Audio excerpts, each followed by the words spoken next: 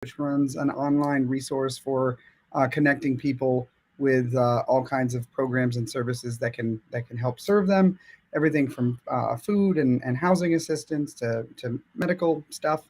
And so my job, I have a really cool opportunity to seek out stories and tell them about people and programs and organizations that are out there doing work to help other people. Um, it's a really neat opportunity to be sort of their in-house filmmaker, as it were. And so this film, the other ones, is one of those, and it profiles an organization based here in Austin called the Other Ones Foundation, Mm. and specifically their work that they're doing at what started as a state-sanctioned encampment for unhoused people in South Austin. It came about a few years ago. The Basically, TxDOT and the governor declared that this 7 acre slab of asphalt that used to be like a storage yard for trucks and equipment. They declared this is a place where people can legally camp, and so it quickly sprung up with tents and sort of improvised shelters and things like that. And People were just sort of living out there and what was on uh, sort of a trajectory to become sort of a humanitarian crisis. And so the Other Ones Foundation stepped in and became stewards of the site, and have been basically, this is an ongoing collaboration between them and very importantly, the people who actually live there, and a bunch of other service organizations that are providing assistance out there. But they are, in the long run, working to transform this place into a transitional shelter complex where people experiencing homelessness can come and stay in a dignified shelter. What they're working towards right now are these individual shelter units. People call them tiny houses. They're very simple, but they're lockable. They have electricity. They have AC, and the entire intention around this place is to um, make it a safe and stable place where people can uh, get on their feet, work through the system, and work towards getting housed. Um, I had the opportunity to go out there and meet some of the folks living there and folks with TOOF a few years ago. It started not long into the pandemic. I went out there just as TOOF was sort of starting to set up shop out there, started to meet people, and so I had the opportunity to kind of follow the progress from a parking lot with 150 tents on it to what it's evolved in now, and I'm hoping to continue to follow their progress as they continue to build this complex.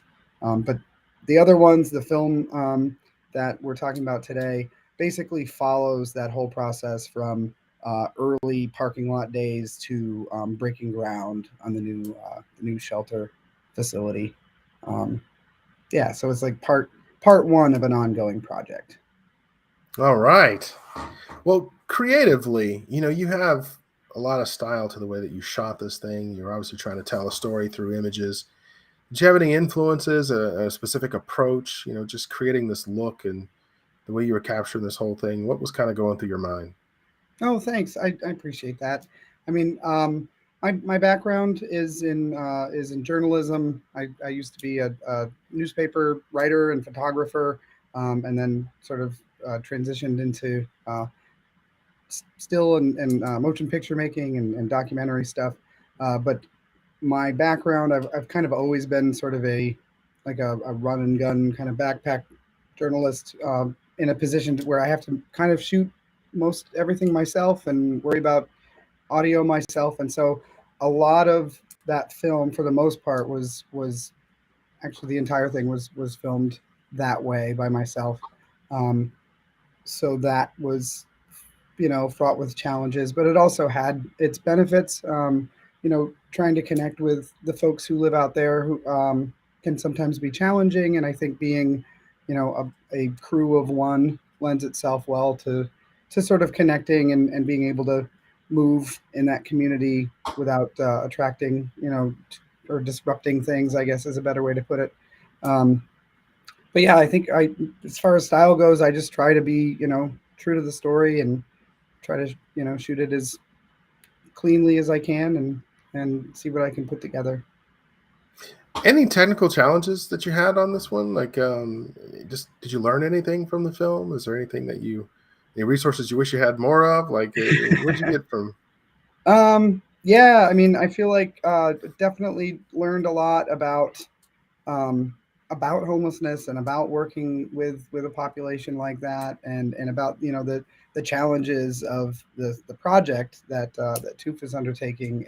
That's been fascinating. As far as from a filmmaker standpoint, um, yeah, certainly learned a lot about the limitations of trying to do it all yourself. Yeah.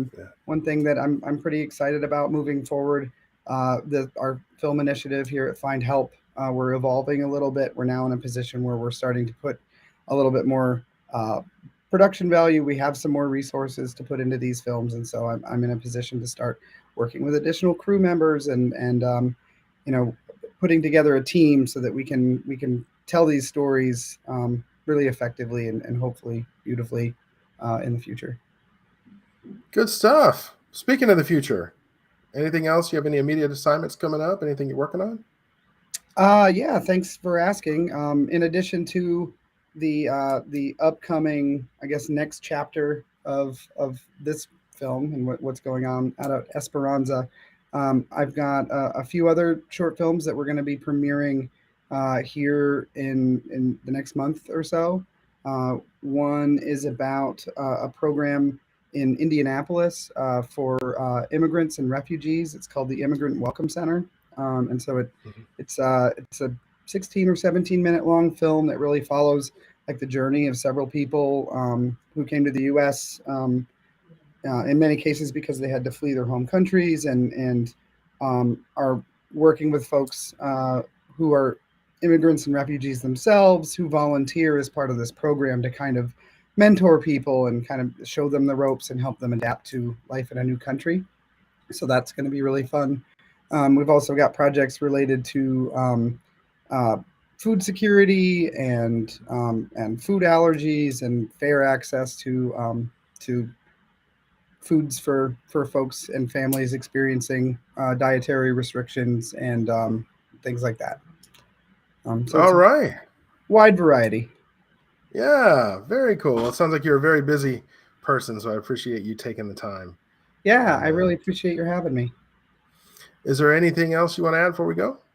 I just want to say thanks so much for selecting the film and the award nomination was extremely flattering. I'm really touched. I think as I mentioned to you earlier, I don't have a whole lot of experience with the film festival circuit. This is kind of new to me, and it's just really makes me feel good that folks are recognizing the work and learning about the people that I get to work with.